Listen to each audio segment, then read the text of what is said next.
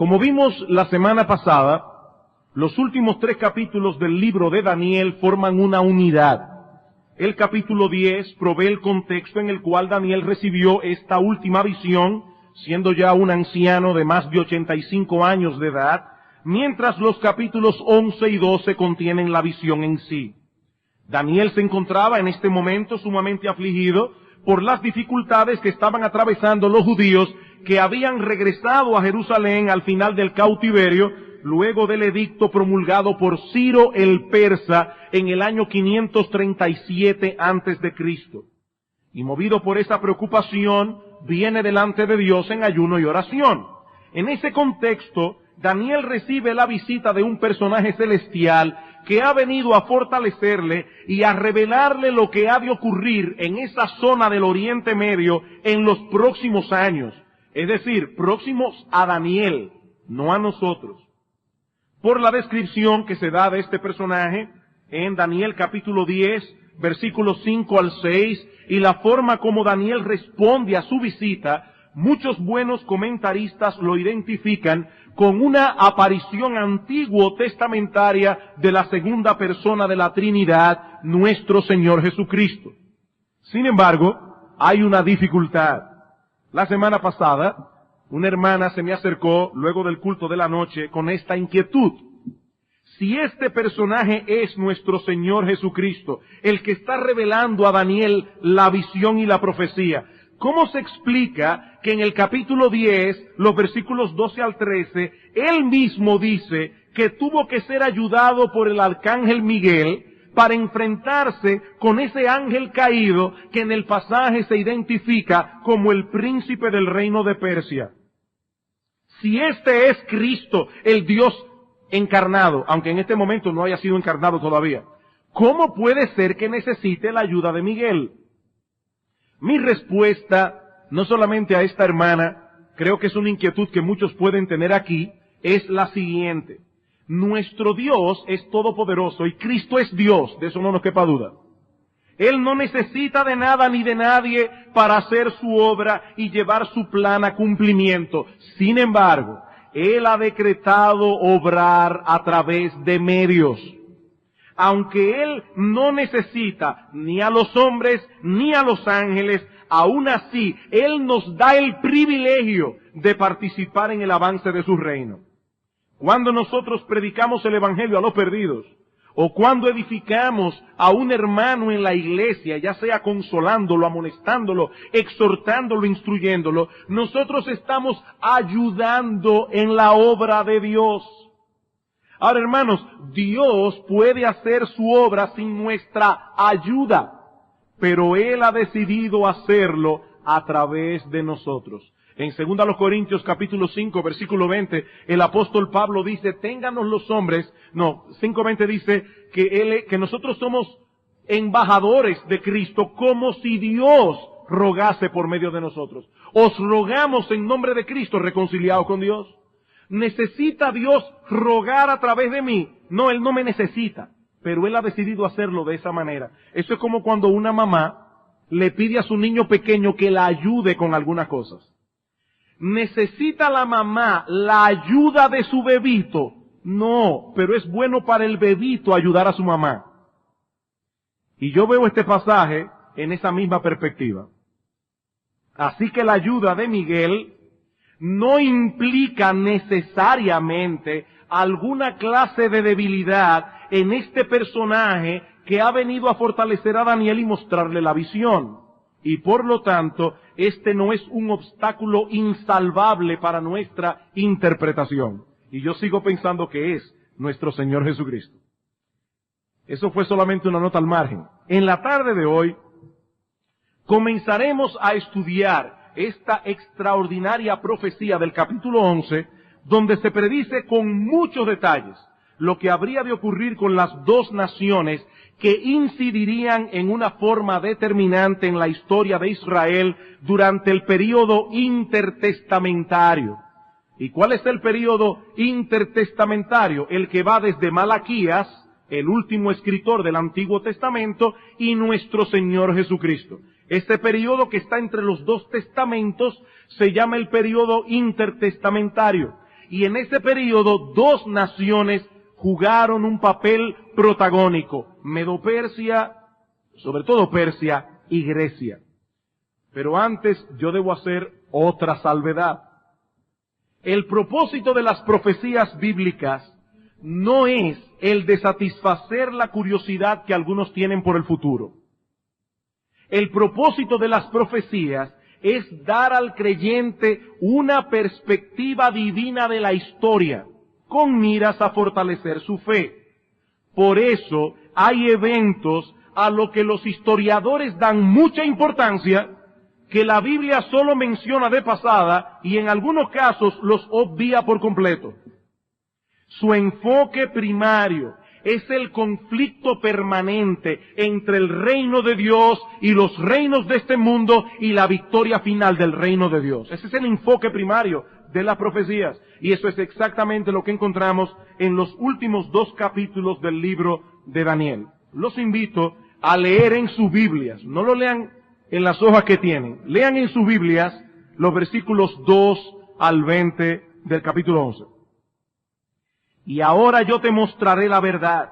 He aquí que aún habrá 3 reyes en Persia, y el cuarto se hará de grandes riquezas más que todos ellos. Y al hacerse fuerte con sus riquezas, levantará a todos contra el reino de Grecia. Se levantará luego un rey valiente, el cual dominará con gran poder y hará su voluntad.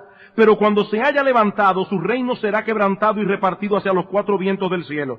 No a sus descendientes, sino según el dominio con que él dominó, porque su reino será arrancado y será para otros fuera de ellos. Y se hará fuerte el rey del sur, mas uno de sus príncipes será más fuerte que él, y se hará poderoso. Su dominio será grande. Al cabo de años harán alianza, y la hija del rey del sur vendrá al rey del norte para hacer la paz.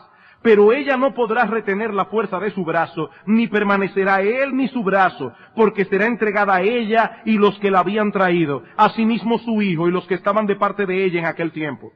Pero un renuevo de sus raíces se levantará sobre su trono, y vendrá con ejército contra el rey del norte, y entrará en la fortaleza, y hará en ellos a su arbitrio y predominará. Y aun a los dioses de ellos, sus imágenes fundidas y sus objetos preciosos de plata y de oro, llevará cautivos a Egipto, y por años se mantendrá él contra el rey del norte. Así entrará en el reino el rey del sur, y volverá a su tierra. Mas los hijos de aquel se airarán, y reunirán multitud de grandes ejércitos, y vendrá apresuradamente, e inundará, y pasará adelante, luego volverá y llevará la guerra hasta su fortaleza.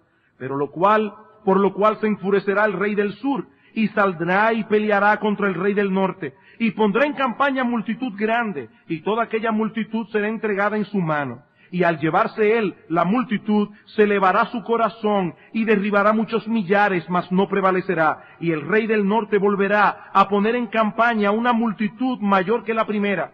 Y al cabo de algunos años, vendrá apresuradamente con gran ejército y con muchas riquezas. En aquellos tiempos se levantarán muchos contra el rey del sur, y hombres turbulentos de tu pueblo se levantarán para cumplir la visión, pero ellos caerán. Vendrá pues el rey del norte, y levantará baluartes, y tomará la ciudad fuerte, y las fuerzas del sur no podrán sostenerse, ni sus tropas escogidas, porque no habrá fuerzas para resistir. Y el que vendrá contra él hará su voluntad, y no habrá quien se le pueda enfrentar, y entrará en la tierra gloriosa, la cual será consumida en su poder.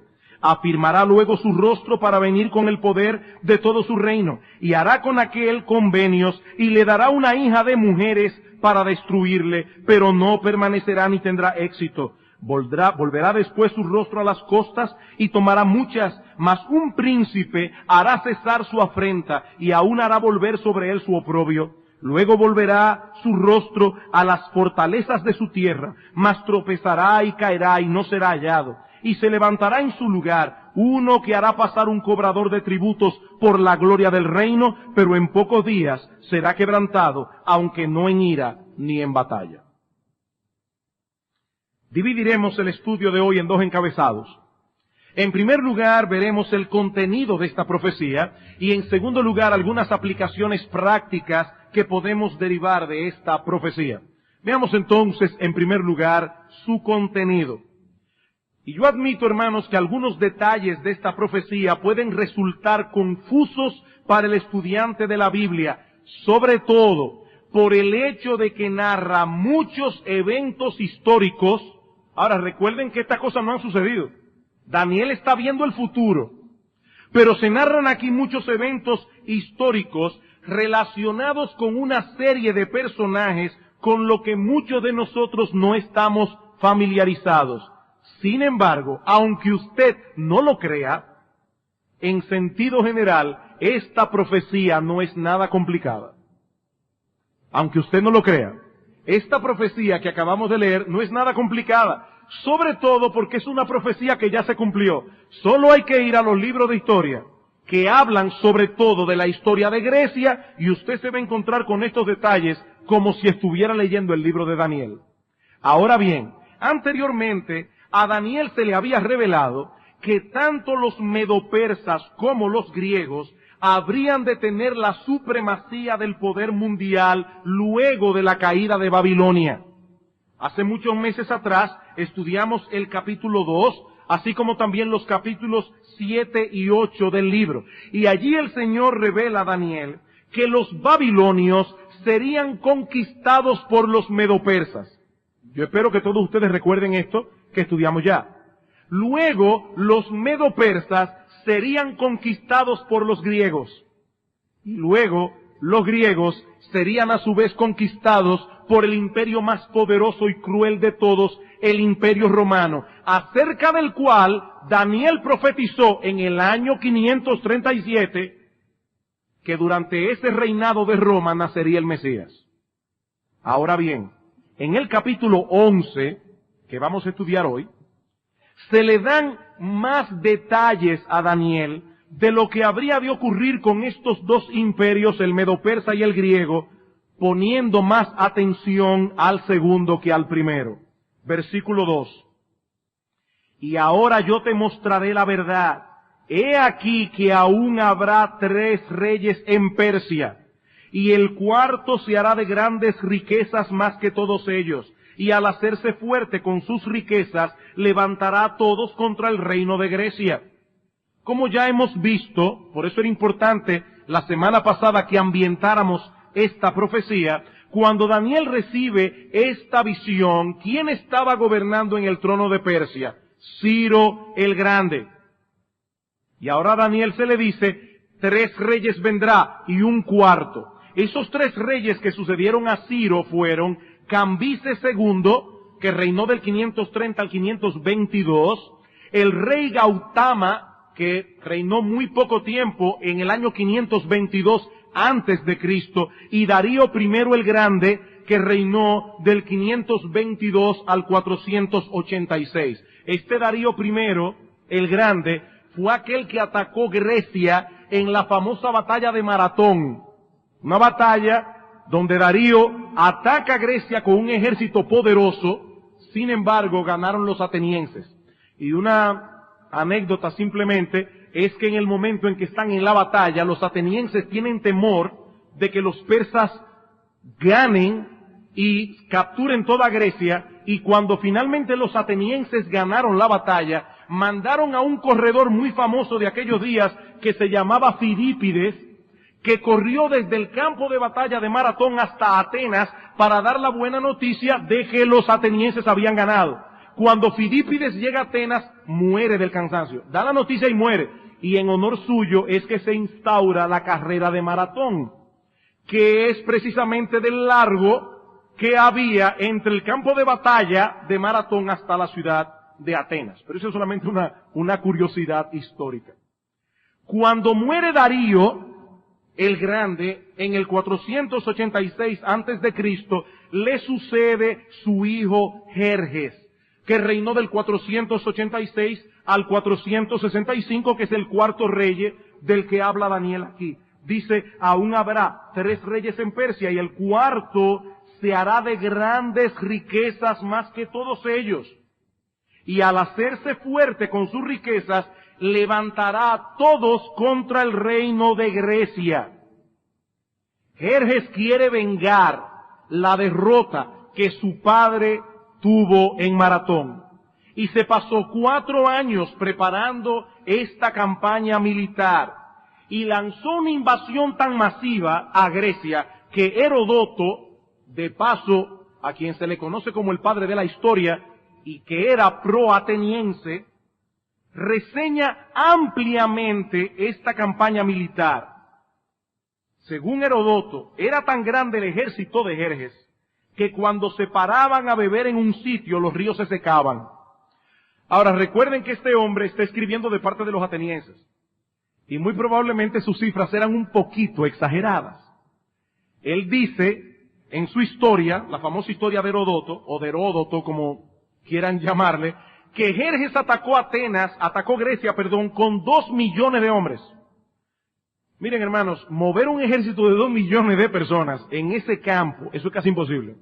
Los historiadores modernos piensan que fueron 200,000, poquito menos, y que fue con una flota de 1,200 naves de guerra. Ahora, como quiera, aquí estamos hablando de un ejército colosal para aquella época. Por eso es que Daniel profetiza que este cuarto rey de Persia levantará a todos contra el reino de Grecia. Y eso pasó más de 50 años después que Daniel estaba muerto. Ahora, al mencionar a Grecia en el versículo 2, la profecía cambia su foco de atención a este pueblo. Y es interesante notar que en los días de Daniel, Grecia estaba muy lejos de convertirse en un imperio. Dice, levantará a todos contra el reino de Grecia. Para ese tiempo los griegos estaban muy divididos entre sí. Cada ciudad formaba una especie de estado por sí sola, separada de las demás. Eso es lo que los griegos llamaban la polis, que es más que una ciudad. Hay muchas palabras en español que se derivan de polis, policía, política, etcétera. Pero la polis era más que una ciudad, era como un estado en sí misma, separada de los demás. Pero eso cambiaría drásticamente con el surgimiento del personaje que Daniel menciona en el versículo 3. Se levantará luego un rey valiente, el cual dominará con gran poder y hará su voluntad. En la historia de Persia hubo muchos otros reyes que Daniel no menciona, porque no eran relevantes para el propósito de la profecía. Pero se enfoca ahora a aquel hombre que muchos años después se vengaría de los persas por ese ataque que Jerjes lanzó masivamente contra ellos sin razón 150 años antes. Y este hombre no era otro que Alejandro el Grande, hijo de Filipo II, que llega al trono de Macedonia con 20 años de edad en el 336 antes de Cristo. Y en apenas 11 años, Alejandro hace de Grecia un gran imperio y conquista el mundo. Por eso es que en Daniel capítulo 7 se habla de Alejandro proféticamente como un leopardo con alas de ave en sus espaldas, por su rapidez. Y en el capítulo 8 se le compara con un macho cabrío que corría sin tocar tierra. Vayamos por un momento a Daniel capítulo 8. Porque hace demasiado tiempo que estudiamos esta profecía y es bueno refrescarla otra vez. Daniel capítulo 8, versículo 3. Alcé los ojos y miré, y he aquí un carnero que estaba delante del río, y tenía 2 cuernos, y aunque los cuernos eran altos, uno era más alto que el otro, y el más alto creció después. Más adelante veremos en el mismo libro de Daniel, en el capítulo 8, que dice que este cuerno eran los medopersas. Esto no es un invento nuestro, el mismo texto lo dice. Ahora, ¿por qué tenía 2 cuernos? Porque era la alianza entre los medos y los persas, pero los persas eran más poderosos. Vi que aquel carnero hería con los cuernos al poniente, al norte y al sur, y que ninguna bestia podía parar delante de él, ni había quien escapase de su poder, y hacía conforme a su voluntad, y se engrandecía. Mientras yo consideraba esto, he aquí un macho cabrío, venía del lado del poniente, es decir, del lugar de donde es Grecia, sobre la faz de toda la tierra, sin tocar tierra. Y aquel macho cabrío tenía un cuerno notable entre sus ojos, Alejandro, y vino hasta el carnero de 2 cuernos, los medopersas, que yo había visto en la ribera del río, y corrió contra él con la furia de su fuerza, y lo vi que llegó junto al carnero, y se levantó contra él, y lo hirió, y lo quebró, le quebró sus dos cuernos, y el carnero no tenía fuerza para pararse delante de él. Lo derribó por tanto en tierra, y lo pisoteó, y no hubo quien librase al carnero de su poder. ¿De qué está hablando Daniel aquí? Versículo 20, del capítulo 8. En cuanto al carnero que viste, que tenía dos cuernos, estos son los reyes de Media y de Persia. El macho cabrío es el rey de Grecia, y el cuerno grande que tenía entre sus ojos es el rey primero, que fue Alejandro. Y en cuanto al cuerno que fue quebrado, y sucedieron 4 en su lugar, significa que 4 reinos se levantarán de esa nación de Grecia, aunque no con la fuerza de él. Las hazañas militares de Alejandro fueron sorprendentes. Y ese es un personaje digno de un estudio. Digno de un estudio. En el año 334 derrotó por primera vez a los persas en las márgenes del río Gránico. Un año más tarde venció a Darío III en la batalla de Isos, y en el 331 a.C. aplastó por completo al grueso de los medopersas en la batalla de Gaugamela. De ahí en adelante Alejandro era dueño del mundo. Ahora lo interesante es que Daniel está escribiendo todo esto 200 años antes de que sucediera. Ahora, algo pasó que detuvo el avance de este macho cabrío. Daniel 8:8. Y el macho cabrío se engrandeció sobremanera, pero estando en su mayor fuerza, aquel gran cuerno fue quebrado, y en su lugar salieron otros 4 cuernos notables hacia los 4 vientos del cielo. Y el versículo 22 explica lo que significa. Y en cuanto al cuerno que fue quebrado, y sucedieron 4 en su lugar, significa que 4 reinos se levantarán de esa nación, aunque no con la fuerza de él. Alejandro el Grande muere repentinamente en el 323 antes de Cristo, teniendo 33 años de edad. Este hombre conquistó el mundo antes de los 33 años, en menos de 12 años.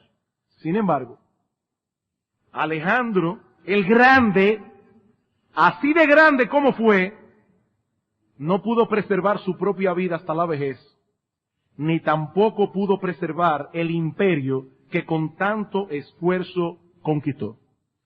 Y hermanos, esto debe ponernos a pensar. Yo me preguntaba cuando estudiaba esta profecía otra vez, ¿qué tan grandes son los hombres grandes? Hay personas que en los medios de comunicación los ponen delante de nosotros como dioses.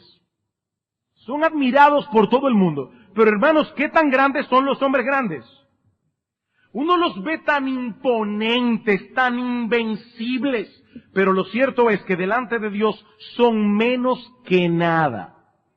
Vasos de barro que no pueden prolongar ni por un solo segundo los límites que Dios trazó para ellos. Dice en Isaías capítulo 40, versículo 23, Él convierte en nada a los poderosos, y a los que gobiernan la tierra hace como cosa vana, como si nunca hubieran sido plantados, como si nunca hubieran sido sembrados, como si nunca su tronco hubiera tenido raíz en la tierra. Tan pronto como sopla en ellos Dios, se secan, y el torbellino los lleva como hojarasca.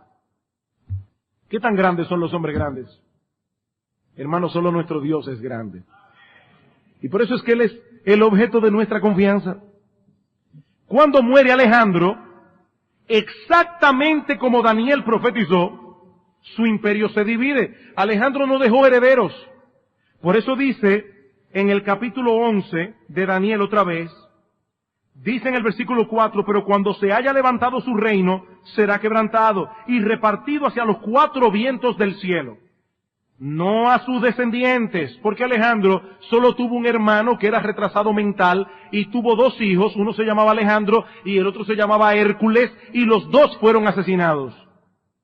Dice, no a sus descendientes, ni según el dominio con que él dominó, porque su reino será arrancado y será para otros fuera de ellos. El imperio de Alejandro se dividió entre sus generales, o como le llamaban ellos, sus diádocos, que significan sucesores. En un principio, y esto es interesante, eran 5 sucesores. Pero rápidamente uno de ellos fue muerto, que fue Antígono, y solo quedaron 4, exactamente como Daniel profetizó. Casandro, Lisímaco, Ptolomeuco y Seleuco. Ptolomeo y Seleuco. Casandro se quedó con Grecia y Macedonia, Ptolomeo con Egipto y Palestina, Lisímaco se quedó con Tracia y una gran parte de Asia Menor, y Seleuco se quedó con Siria y gran parte del Medio Oriente. Ahora, de estos 4 nombres, yo solo quiero que ustedes recuerden 2.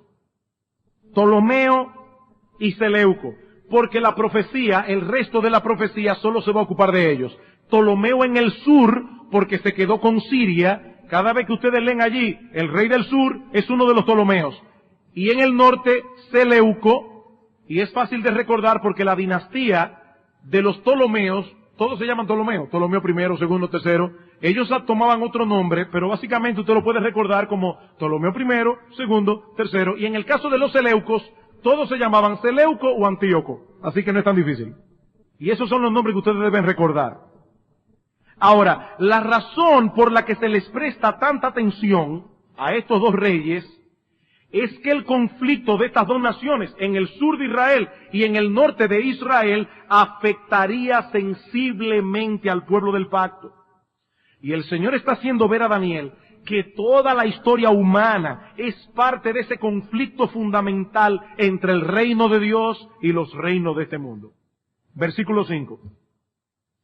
Y se hará fuerte el rey del sur, mas uno de sus príncipes será más fuerte que él, y se hará poderoso, y su dominio será grande. A la muerte de Alejandro, Ptolomeo I asume el control de Egipto en el sur. Ptolomeo Sóter, llegando a proclamarse rey en el 304 antes de Cristo. Para ese mismo tiempo, su colega y socio, Seleuco I, fue proclamado rey de Siria en el norte con la ayuda de Ptolomeo, que era más fuerte que él. Noten que dice, y se hará fuerte el rey del sur. Ptolomeo era más fuerte y hace alianza con Seleuco. Pero andando el tiempo, lo que pasó fue que Seleuco se fortaleció a tal punto que termina incorporando a sus dominios la India, Asia Menor, Babilonia, Media y Siria, cumpliéndose así lo que dice en el versículo 5, mas uno de sus príncipes será más fuerte que él, y se hará poderoso, y su dominio será grande. Versículo 6, al cabo de años harán alianza, y la hija del rey del sur vendrá al rey del norte para hacer la paz. Cuando muere el primero de los Ptolomeos en el sur, le sigue en el trono su hijo Ptolomeo II o Filadelfo en el año 283 antes de Cristo. Una nota al margen, este rey, Ptolomeo Filadelfo, mostró un gran interés por la cultura judía, hasta tal punto que él mandó a traducir las escrituras hebreas al griego, y de allí salió la versión que nosotros conocemos hoy como la Septuaginta o la versión de los 70, que es una versión griega del Antiguo Testamento. Mientras tanto, en el norte, en Siria, asume el poder Antíoco II, nieto de Seleuco. Y tal como Daniel lo profetizó, en el año 243 antes de Cristo, Antíoco hace un pacto con el rey del sur. Noten que dice, versículo 6, al cabo de años harán alianza. ¿Y cómo fue esa alianza? Exactamente como Daniel profetizó. La hija del rey del sur vendrá al rey del norte para hacer la paz. Antíoco tenía una hija que se llamaba Berenice. Perdón, al revés. Ptolomeo Filadelfo tenía una hija que se llamaba Berenice, y ésta se casa con Antíoco. Allí se hace esa alianza, tal como Daniel lo dijo. Pero Antíoco, y esto no es un chisme, es que tengo que dar el dato, estaba casado antes con una mujer que se llamaba Laodicea. Así que para hacer esa alianza, Antíoco tiene que repudiar a su primera esposa, Laodicea, y se casa con Berenice. ¿Pero qué pasó? Versículo 6. Pero ella, Berenice, no podrá retener la fuerza de su brazo, ni permanecerá él ni su brazo. ¿Qué es lo que está diciendo Daniel aquí? Bueno, él está diciendo que esta Berenice no iba a poder retener el poder. Y esto fue muy simple. Cuando se casan ella y Antíoco, 2 años después muere Ptolomeo Filadelfo. Y al morir aquel que sostenía a Berenice, entonces Antíoco decide repudiar a Berenice y casarse otra vez con Laodicea, su primera esposa. Laodicea, que no quiere volver a perder el poder, envenena a Berenice, la mata al marido, y de esa manera, y al hijo de Berenice también, y de esa manera su hijo, Seleuco Calínico, creo que era, Seleuco Calínico, toma el poder. Noten lo que dice el texto. Al cabo de años harán alianza, la hija del rey del sur, Berenice, vendrá el rey del norte, Antíoco, para hacer la paz. Pero ella no podrá retener la fuerza de su brazo, ni permanecerá él ni su brazo, porque será entregada a ella y los que la habían traído, y asimismo su hijo, y los que estaban de parte de ella en aquel tiempo. Eso fue exactamente lo que pasó. Mataron a Berenice, mataron a Antíoco y mataron al hijo de ambos. Versículo 7. Pero un renuevo de sus raíces, es decir, de las raíces de Berenice, se levantará sobre su trono. Cuando muere Ptolomeo Filadelfo, el padre de Berenice, asume el trono en Egipto su hijo Ptolomeo Euérgetes, que en griego significa bienhechor, que era hermano de Berenice, era el hijo de Ptolomeo, quien se propone tomar venganza contra el rey de Siria, Seleuco Calínico, hijo de Laodicea. Versículo 7. Pero un renuevo de sus raíces se levantará sobre su trono, y vendrá con ejército contra el rey del norte, Seleuco Calínico, y entrará en la fortaleza, y hará en ellos a su arbitrio, y predominará. Allí llega Ptolomeo Euérgetes, el hermano de Berenice, la que mataron, saquea Siria, ejecuta a Laodicea y se lleva un montón de objetos preciosos otra vez a Egipto, exactamente como Daniel lo profetizó. Versículo 8.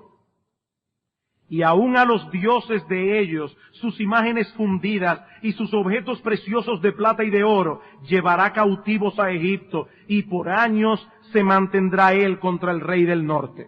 Entre los objetos que Ptolomeo se lleva para Egipto como parte del botín, se encontraban imágenes y objetos que el rey persa Cambises se había llevado de Egipto en el año 525 a.C. De paso, esa es la razón por la cual a este Ptolomeo se le llamó Euérgetes, porque devolvió a estos dioses estas imágenes. Yo me pregunto, si no fue con un poco de ironía santa que Daniel escribió esta porción de la profecía, cuando dice que los dioses serían llevados cautivos a Egipto. Nosotros no podemos imaginar siquiera que al Dios de Israel se lo lleven cautivo a ninguna parte. Pero es como dice el Salmo 115, los ídolos tienen ojos y no ven, tienen boca y no hablan, tienen oídos y no oyen, y ellos tienen que ser cargados porque tampoco pueden andar. Pero Jehová hizo los cielos y la tierra. Ese no puede ser llevado cautivo a ninguna parte. Versículo 9. Así entrará en el reino el rey del sur y volverá a su tierra. Una traducción más clara de este versículo es, y uno vendrá contra el reino del rey del sur, pero él regresará a su tierra. Lo que sucedió fue que en una fecha posterior, Seleuco Calínico se sintió lo suficientemente fuerte como para atacar a Ptolomeo Euérgetes, pero fue vencido y tuvo que regresar a Siria con las manos vacías. Versículo 10. Mas los hijos de aquel se airarán y reunirán multitud de grandes ejércitos, y vendrá apresuradamente, e inundará y pasará adelante, luego volverá y llevará la guerra hasta su fortaleza. Lo que no pudo hacer Seleuco Calínico, trataron de hacerlo sus dos hijos, Seleuco III, llamado también Serauno, que tuvo un breve reinado, y Antíoco el Grande, que ocupó el trono de Siria desde el 223 hasta el 187 antes de Cristo. Ambos atacaron a Ptolomeo, al rey del sur, que en ese tiempo era Ptolomeo Filopator. Noten algo interesante en el versículo 10. Mas los hijos de aquel se airarán, los dos, y reunirán multitud de grandes ejércitos. Pero de repente cambia del plural al singular. Y vendrá apresuradamente e inundará. Porque recuerden que Seleuco Calínico tuvo dos hijos. El primero reinó brevemente. Antíoco el Grande tuvo un largo reinado. Y de ahora en adelante, muchos de los versículos van a hablar de Antíoco el Grande. Por eso la atención se centra en él, porque él fue el de los dos, el más importante. Versículo 11. Por lo cual se enfurecerá el rey del sur, y saldrá y peleará contra el rey del norte, Antíoco el Grande, y pondrá en campaña multitud grande, y toda aquella multitud será entregada en su mano. Versículo 12. Y al llevarse él la multitud, se elevará su corazón y derribará muchos millares, mas no prevalecerá. En Egipto, en el sur, estaba reinando en ese momento Ptolomeo Filopator, que era un libertino, un hombre que vivía solamente para los placeres, a tal punto que él abandonó los asuntos del reino prácticamente en manos de su primer ministro, que se llamaba Sosibio. Pero a pesar de su indolencia, y tal como Daniel profetizó, este hombre reunió una multitud. Él logró reunir un ejército de 70,000 hombres de infantería, 5,000 de caballería y 73 elefantes, que en ese tiempo los elefantes eran los tanques de guerra del día de hoy.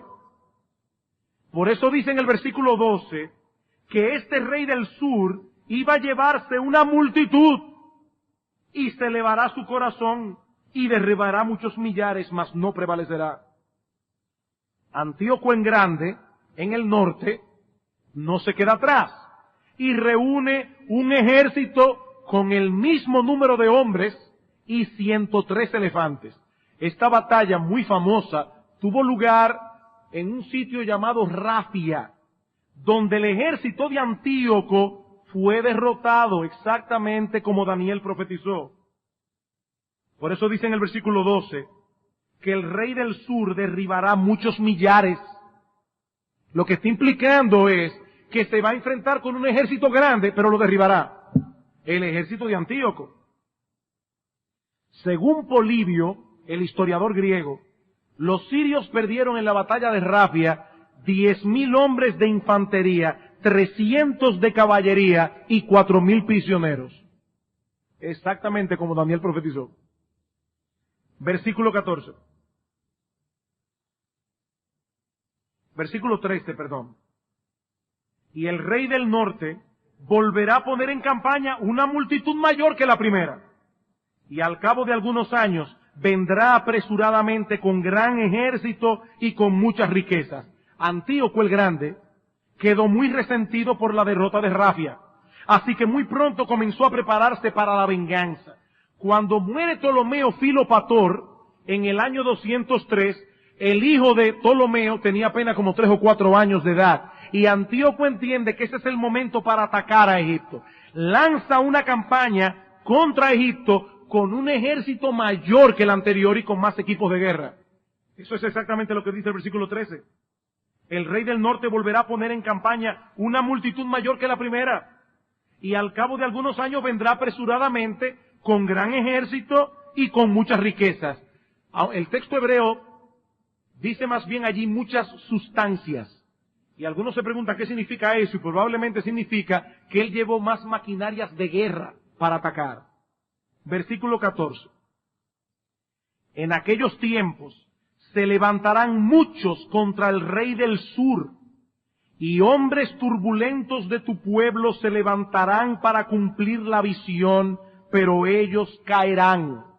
En el año 202 antes de Cristo, Antíoco en el norte hace un pacto de alianza con Filipo V de Macedonia, acordándose los dos dividirse a Egipto. Pero aparte de eso, algunos judíos, al ver que Antíoco quiere atacar a los Ptolomeos, apoyan a Antíoco en contra de los Ptolomeos. Por eso es que dice en el versículo 14 que en aquellos tiempos se levantarán muchos contra el rey del sur, es decir, contra los Ptolomeos.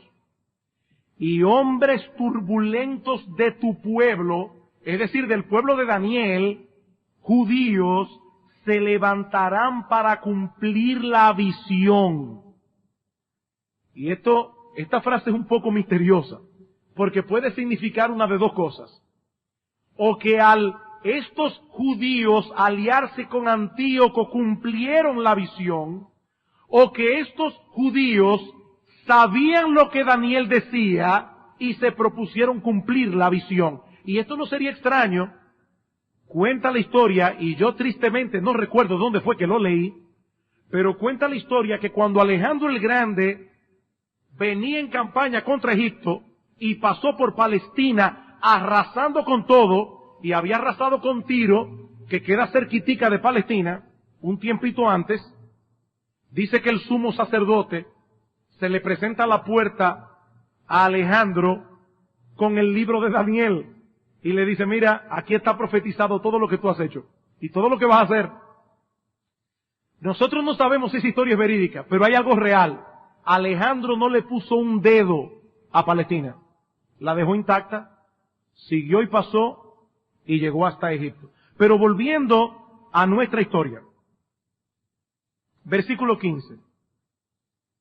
Vendrá pues el rey del norte, que es Antíoco el Grande todavía, y levantará baluartes, y tomará la ciudad fuerte, y las fuerzas del sur, en Egipto, no podrán sostenerse, ni sus tropas escogidas, porque no habrá fuerzas para resistir. Antíoco invadió la ciudad de Gaza, y logró capturar también las ciudades de Sidón y de Panea, y las fuerzas de Egipto, tal como Daniel profetizó, no pudieron detenerlo. Versículo 16. Y el que vendrá contra él hará su voluntad. El que vendrá contra él es obviamente Antíoco el Grande, porque está hablando del rey del sur que no pudo detener el avance de él, que en ese tiempo era Ptolomeo Epífanes. Dice: y el que vendrá contra él hará su voluntad, y no habrá quien se lo pueda enfrentar. Y estará en la tierra gloriosa, que es la tierra de Palestina, la cual será consumida en su poder. Antíoco no solamente humilla a los egipcios, sino que también toma posesión de Palestina. Al principio, según la historia, los judíos vieron con buenos ojos que al fin haya un cambio de gobierno. Ahora no nos gobiernan los Ptolomeos, nos gobiernan los Seleucos. Pero el gobierno de Antíoco fue tan malo para los judíos como el de los Ptolomeos. Por eso es que Daniel dice en el versículo 16 que estará en la tierra gloriosa, la cual será consumida en su poder. Afirmará luego su rostro para venir con el poder de todo su reino. Y hará con aquel convenios, pactos, y le dará una hija de mujeres, una expresión hebrea que significa una mujer especial, una mujer importante, probablemente una mujer hermosa, para destruirle, pero no permanecerá ni tendrá éxito. ¿A qué se refiere esta profecía? A un detalle de la historia que muchos de ustedes conocen. Luego de establecer su dominio en Palestina, Antíoco en el norte quiere adueñarse de Egipto. Pero esta vez, en vez de usar la fuerza, él planifica una táctica diplomática. Casar a su hija, que es la hija de mujeres de la que se habla allí, con Ptolomeo Epífanes, el rey de Egipto. ¿Y quién era la hija de Antíoco el Grande? Nada más y nada menos que la famosa Cleopatra, que se casa con Ptolomeo Epífanes, pensando Antíoco que al su hija casarse con él va a tener el control de Egipto. Pero ¿qué pasó? Que Cleopatra parece que se enamora de su marido, y en vez de irse del lado de su padre, se va del lado de su marido. Por eso dice en el versículo 17, en la mitad, le dará una hija de mujeres para destruirle. Oigan, qué fuerte que un hombre entregue una hija suya para destruir al otro. Pero no permanecerá ni tendrá éxito, porque Cleopatra se va del lado de su marido. Versículo 18. Volverá después su rostro a las costas y tomará muchas, mas un príncipe hará cesar su afrenta y aún hará volver sobre él su oprobio. Luego volverá su rostro a las fortalezas de su tierra, mas tropezará y caerá y no será hallado. Tal como Daniel profetizó, Antíoco el Grande, ante el fracaso que tuvo en Egipto, invade las islas del mar Egeo y luego emprende una campaña en el Asia Menor y partes de Grecia. En el año 196 a.C., Antíoco recibe la visita de Aníbal, aquel famoso cartaginés, luego de haber sido vencido por los romanos, que ya estaban comenzando a tomar poder en este momento. Pero su avance fue frenado, el avance de Antíoco, a pesar de contar con la ayuda de Aníbal, que era un gran estratega militar. Su avance fue frenado en la batalla de Magnesia, cuando fue derrotado por los romanos al mando de Lucio Cornelio Escipión, que es el príncipe del que se habla en el versículo 18. Volverá después su rostro a las costas, tomará muchas, mas un príncipe hará cesar su afrenta, y aún hará volver sobre él su oprobio. Antíoco fue obligado a ceder una gran cantidad de territorio, a entregar elefantes, excepto 5, dicen los historiadores, pero tuvo que entregar todos sus elefantes de guerra y sus barcos, y pagó un total de 15,000 talentos, que en aquella época eran unos 20 millones de dólares. Versículo 19. Luego volverá su rostro a la fortaleza de su tierra, mas tropezará y caerá y no será hallado. Antíoco regresa a su tierra y muere en el 197 antes de Cristo. Versículo 20. Y se levantará en su lugar uno que hará pasar un cobrador de tributos por la gloria del reino, pero en pocos días será quebrantado, aunque no en ira ni en batalla. Al morir Antíoco, fue sucedido por su hijo Seleuco IV Filopator, quien reinó desde el 187 al 176 antes de Cristo. Ahora, como su padre había adquirido una deuda tan grande con Roma, ¿qué hizo Seleuco? Lo que hacen muchos gobernantes, apretar los impuestos, y tiene que comenzar a cobrar tributos de las tierras que él gobernaba, entre las cuales estaba Palestina. Por eso es que dice en el versículo 20, se levantará en su lugar, en el lugar de Antíoco, uno que hará pasar un cobrador de tributos, que era Heliodoro, por la gloria del reino, pero en pocos días será quebrantado. Y Daniel añade, aunque no en ira ni en batalla. Seleuco murió de una manera misteriosa, muy probablemente envenenado por su primer ministro, Heliodoro, que es el que cobró precisamente los impuestos. Y así se cumplieron las palabras de Daniel, de que este sucesor de Antíoco sería quebrantado, aunque no en ira ni en batalla. El descendiente de Seleuco Filopator fue su hijo Antíoco IV.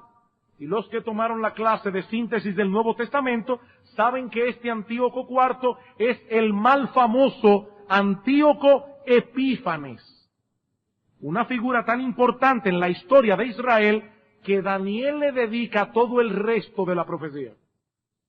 Pero eso lo veremos la semana próxima. Bien, hermanos, hasta aquí el contenido de esta profecía. ¿Ven que no era complicada? Veamos ahora en segundo lugar algunas aplicaciones prácticas que se derivan del contenido de esta profecía. En primer lugar, este pasaje fortalece nuestra confianza de que la Biblia es la palabra de Dios. Lo que encontramos en este capítulo no es un detalle aislado y oscuro que tal vez coincide con algún evento de la historia. No. Daniel primero se ocupa de los 4 reyes persas que sucederían a Ciro y luego va narrando punto por punto lo que ocurriría con las dinastías de los Seleucidas y de los Ptolomeos, coincidiendo con los hechos históricos en todos los detalles. Eventos que ocurrieron hasta 360 años después de Daniel, como veremos el próximo domingo si el Señor lo permite. Como bien ha dicho alguien, la Biblia no es un libro que contiene verdades. La Biblia no es simplemente un libro verdadero. No es más que eso. La Biblia es la verdad. Es la verdad. Porque es la revelación infalible del Dios de verdad. El mismo Señor Jesucristo, de quien pensamos que fue el que le reveló a Daniel esta profecía, diría: muchos años más tarde el cielo y la tierra pasarán, pero mis palabras no pasarán. Y estas son palabras de Cristo. Estas profecías de eventos que ya ocurrieron y que pueden ser fácilmente verificados en los libros de historia, nos hacen ver que podemos confiar plenamente en las Escrituras, y no solamente en el área de la profecía bíblica, en cualquier área. En la Biblia encontramos la verdad de lo que debemos creer acerca de Dios, la verdad de los deberes que Él requiere de nosotros. Ella nos dice la verdad de nuestra condición espiritual delante de Dios. Ella nos dice la verdad de cómo podemos reconciliarnos con Él, obtener el perdón de los pecados y el don de la vida eterna. Ella nos enseña cómo podemos agradar a Dios, cómo podemos tener una vida bienaventurada, cómo debemos manejar nuestros matrimonios, cómo debemos criar a nuestros hijos, cómo debemos funcionar como ciudadanos de una nación y como miembros de una iglesia. La Biblia tiene la verdad.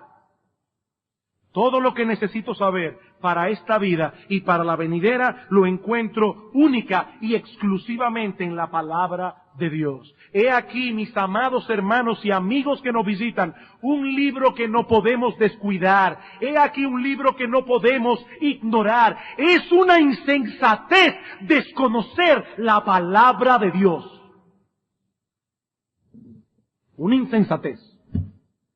Es una insensatez que tú lleves tu matrimonio en una manera distinta como dice la palabra de Dios. Es una insensatez. Es una insensatez que tú trates de criar a tus hijos no como dice la palabra de Dios. Es una insensatez. Es una insensatez que tú no vivas como dice la palabra de Dios, porque esta es la verdad.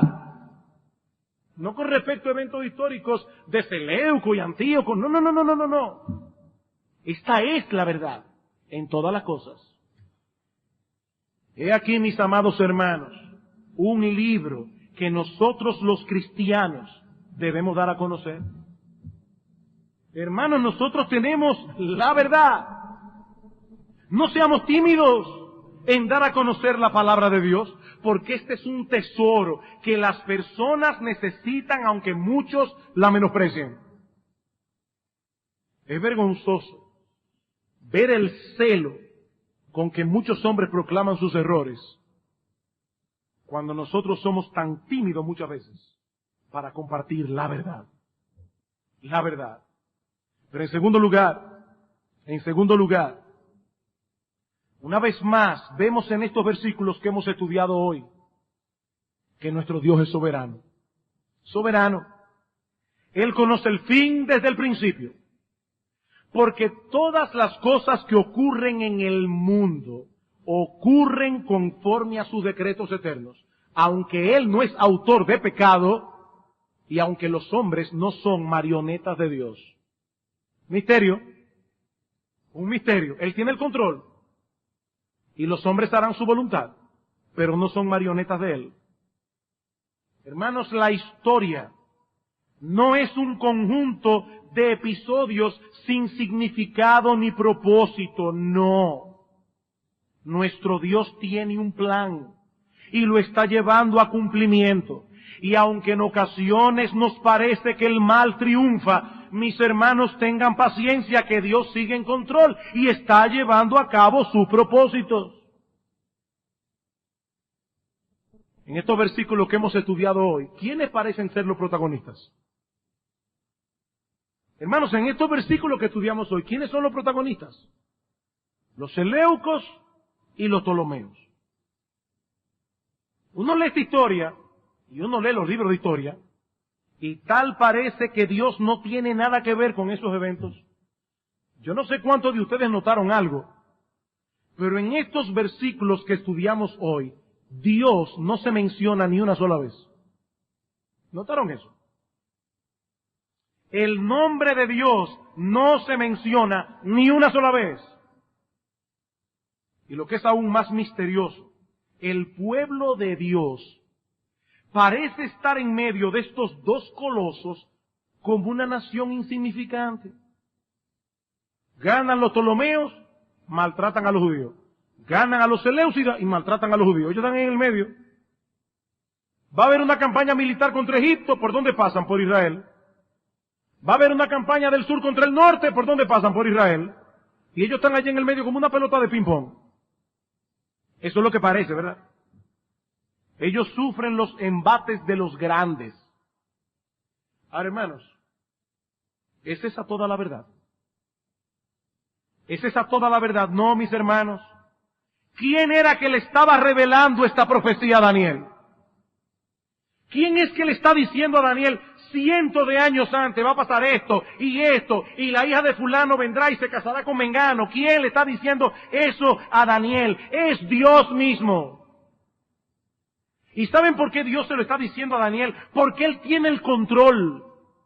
Y al terminar de estudiar este libro veremos, mis amados hermanos, cuál es el lugar que ocupa en ese plan el pueblo de Dios. Por eso es que Pablo dice que nuestra vida está escondida con Cristo en Dios. Hoy día los impíos ven a los cristianos como personas insignificantes. ¿Quién diría, hermanos, que tú y yo somos herederos del universo? ¿Quién lo diría? ¿Quién diría, mis amados hermanos, que tú y yo somos coherederos con Cristo? Que nosotros tenemos una patria en los cielos que nadie nos puede quitar. ¿Quién lo diría? ¿Pero qué dice Pablo? Cuando Cristo vuestra vida se manifieste, vosotros seréis manifestados con Él en gloria. Por eso es que Pablo dice en Romanos capítulo 8, versículo 18, que las aflicciones del tiempo presente no son comparables con la gloria que en nosotros será revelada. Tengan paciencia, mis hermanos, que este no es todo el fin esta no es toda la historia. Esta no es toda la historia. Pero no quisiera concluir sin traer unas palabras de exhortación a los que están aquí sin Cristo. Mi amigo, así como estas profecías tuvieron cumplimiento, así se cumplirán también todas las advertencias que encontramos en la Biblia dirigida a los incrédulos. Óyeme bien, mi amigo, si te perdiste con los seleucos y los ptolomeos, no te pierdas en esto, por favor. En esto no te pierdas. Los que rehúsan creer en el Hijo no verán la vida, dice Juan 3:36. La ira de Dios está sobre ellos, y esa ira será consumada cuando todos los incrédulos sean arrojados finalmente en las llamas del infierno si permanecen en incredulidad a pesar de las evidencias. Amigo mío, tú no tienes la menor oportunidad de ganar esta guerra contra Dios, porque Él es el soberano. Y en su misericordia, te invita hoy a deponer tu rebeldía, a arrepentirte de tus pecados y a acogerte por la fe a la misericordia que Él te ofrece en Cristo. La palabra de Dios se cumplirá. Los justos heredarán la vida eterna en el reino del Padre. Los incrédulos serán arrojados al fuego eterno preparado para el diablo y sus ángeles. ¿En cuál de esos dos lugares estarás tú en aquel día? ¿En cuál de estos dos lugares? Mi amigo, ¿qué excusas darás a Dios de tu incredulidad cuando Él ha puesto las evidencias delante de ti? Que Dios tenga misericordia de muchos y aplique con poder en sus corazones la palabra de gracia que germina para vida eterna. Vamos a orar.